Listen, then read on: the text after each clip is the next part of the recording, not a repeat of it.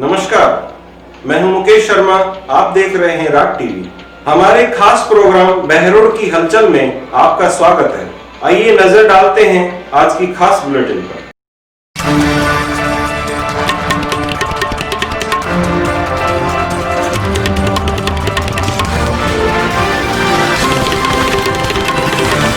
राज्यसभा सांसद दीपेंद्र सिंह हुड्डा पहुंचे शाजापुर। काफी समय से चल रहे किसान आंदोलन के समर्थन में पहुंचे शाजापुर। दीपेंद्र हुड्डा के साथ रावदान सिंह विधायक और अजय कप्तान विधायक व पूर्व विधायक डॉक्टर रंगा भी किसानों के समर्थन में मौजूद रहे। सांसद दीपेंद्र हुड्डा ने कहा कि सरकार को अपनी जिद, अपना हट छोड़ने का समय आ गया है। उन्हें जल्द ही इस गतिरोध का समाधान करना होगा। उनको देखकर ऐसा लग ही नहीं रहा कि हो रही बातचीत से कोई समाधान निकाला जा रहा है। ऐसा लगता है मानो बातचीत का सिर्फ ड्रामा ही किया जा रहा है। इतने किसानों ने यहाँ पे प्राण गंवा दिए, इसके बावजूद सरकार झुकने को तैयार नहीं है। उन्होंने यह भी कहा कि कोई भी शासक सरकार अपनी प्रजा की मांगों व परेशानियों को सुनकर अगर मान लेती है तो वह छोटी नहीं कहलाती है। इसलिए आने वाली बैठक से पहले उन्होंने निवेदन किया है कि इस बारे में विचार करें और अपनी हट से ऊपर उठकर कोई समाधान निकाले। आप भी देखें क्या कहा सांसद दीपेंद्र हुड्डा ने।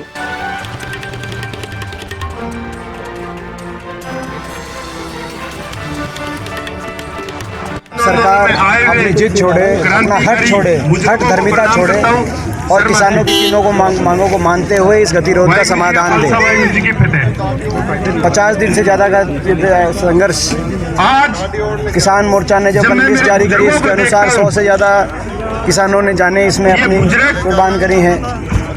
और 10 राउंड की बातचीत के बाद भी जो है वहीं बात रुकी हुई है। तो ऐसा दिखाई देता है कि सरकार इसको लेकर बातचीत नहीं कर रही है। ऐसा दिखाई देता है बातचीत नहीं, केवल बातचीत का ड्रामा कर रही है। सरकार से विनम्रता से हाथ जोड़ के हम आग्रह करते हैं कि अब देश के किसान, जैसे विलम्ब हो रहा है, देश के किसान की भावना जुड़ रही है इससे। धर्म, क्षेत्र, प्रदेश, भाषा, जाति, हर बात से ऊपर उठ के सारी बंधनों को तोड़ते हुए देश का किसान एकजुटता से एक मांग रख रहा है, सरकार से गुहार कर रहा है अपनी प्रजा की बात माने। सरकार अपने किसान की बात माने। अपनी प्रजा की बात मानने से कोई शासक, कोई सरकार छोटी नहीं होती।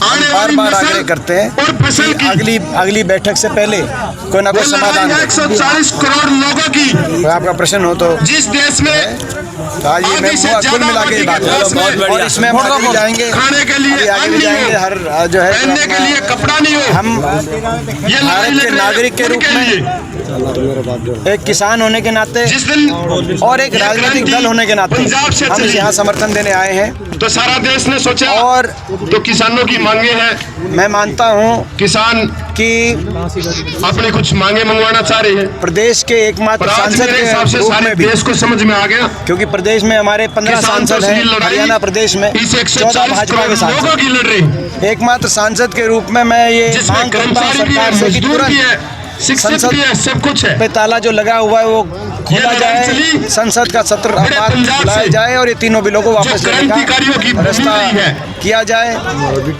ये जो आंदोलन है, हम नमन करते हैं किसान को कि ये इस आंदोलन का में जो सबसे महत्वपूर्ण बात है वो अनुशासन और शांति है।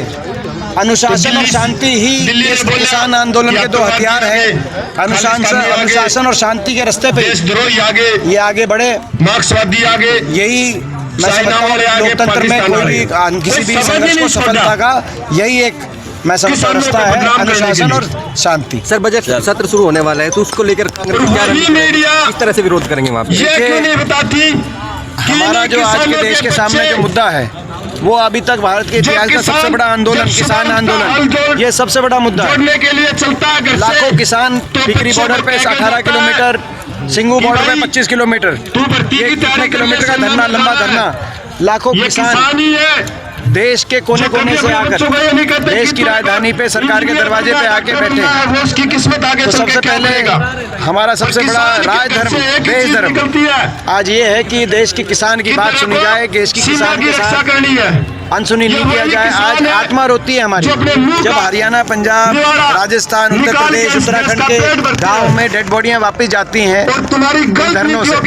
तो सरकार से हम यही कहना चाहते हैं कि किसान के लिए नहीं तो इंसान के नाते, किसान के नाते नहीं तो इंसान के नाते, किसानियत के नाते नहीं तो इंसानियत के नाते कम से कम सरकार माने, इस गतिरोध को समाप्त करे, यही हमारी प्राथमिकता रहेगी।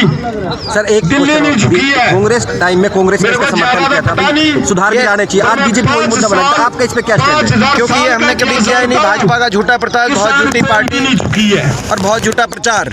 ये वो किसान कांग्रेस के समय तो ये बिलों का कभी जिक्र भी नहीं हुआ, खेत में कभी किसी ने सोचा भी नहीं ऐसा भी बिल आ सकता है। शेर से हमारी जो सरकार थी, ना तो उस समय ना उसके बाद जो मैनिफेस्टो की बात भाजपा करती है, उस मैनिफेस्टो में ये था कि एपीएमसी में बदलाव लेके देश के हर प्रदेश के अंदर मंडियां बनेंगी। जैसे हरियाणा में 10 किलोमीटर मंडी का नियम है, उसमें था कि पूरे देश में बिहार और पश्चिम बंगाल तक 10 किलोमीटर में मंडियां बनेंगी। एपीएमसी में विस्तार होगा मंडी व्यवस्था में। ये नहीं था कि इस मंडियों को समाप्त करके और एक पैदल मंडी जो बिना मंडियों के सीधा औद्योगिक घराने खरीद करें किसान से बिना किसी नियम के।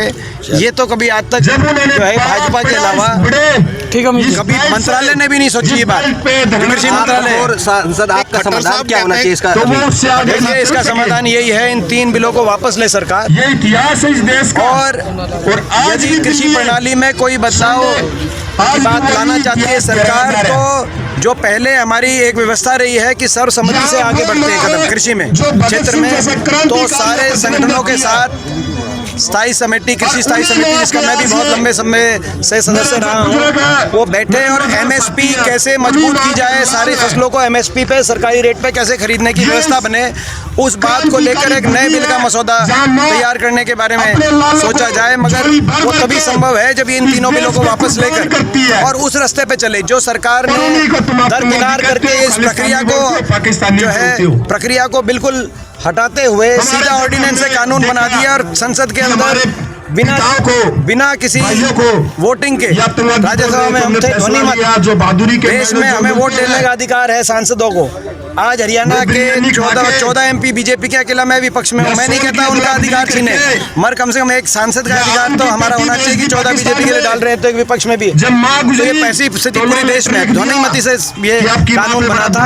इस कानून को मैं समझता हूँ कि सरकार वापस ले, यही एक रास्ता है। और आगे सर्वसम्मति से किसान संगठनों के साथ विचार विमर्श करके कोई मसौदा तैयार किया। खट्टर साहब कहते हैं कि इस आंदोलन के पीछे कांग्रेसी और दूसरे जो कामरेडी सोच है, ये किसान का सबसे बड़ा तिरस्कार है, किसान का सबसे बड़ा अपमान है। कभी इस आंदोलन को खालिस्तानी बताया गया, कभी आतंकवादी बताया गया, कभी माओवादी बताया गया, कभी कांग्रेसी बताया गया, आगे क्या बताया जाएगा न जाने।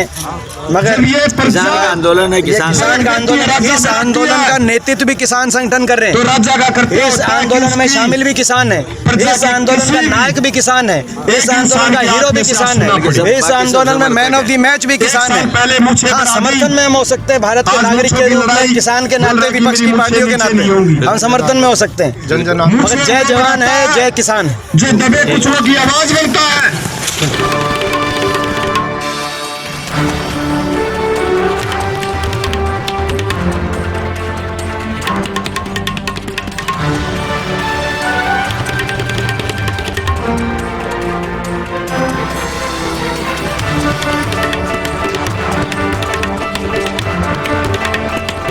अब अपने सपनों के घर को बनाए और भी सुंदर। RC glass and aluminium works लाए हैं आपके लिए सभी प्रकार के ग्लास व एल्यूमिनियम की फिटिंग।